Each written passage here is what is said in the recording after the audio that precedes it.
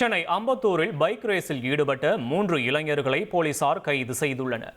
கூடுதல் விவரங்களை செய்தியாளர் தாமோதரன் வழங்க கேட்போம். தாமோதரன், வணக்கம். இந்த தொடரும் பைக் ரேஸ்களை தடுக்க காவல்துறை என்ன செய்ய போகிறது? இப்ப 3 இளைஞர்கள் பைக் ரேஸ்ல ஈடுபட்டதாக கைது செய்யப்பட்டு இருக்கிறாங்க. இது பற்றின விவரங்களை நீங்க பதிவு பண்ணலாம் தாமோதரன்.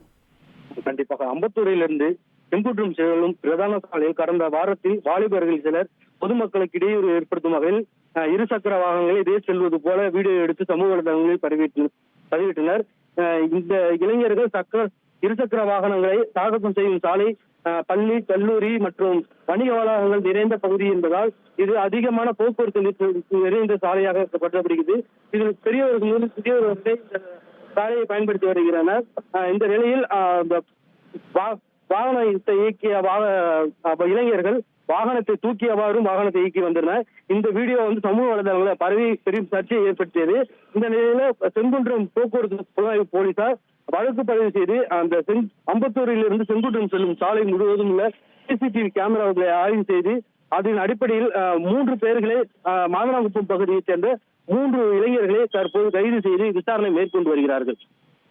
விவரங்களுக்கு நன்றி தாமோதரன். ட்ரெண்ட ஃப்ரெண்ட் ஆக்கிக்கோங்க. தந்தி டிவியின் சப்ஸ்கிரைபர்ஸ் அண்ட் ஃபாலோவர்ஸ் குடும்பத்துல நீங்களும் இணையுங்க.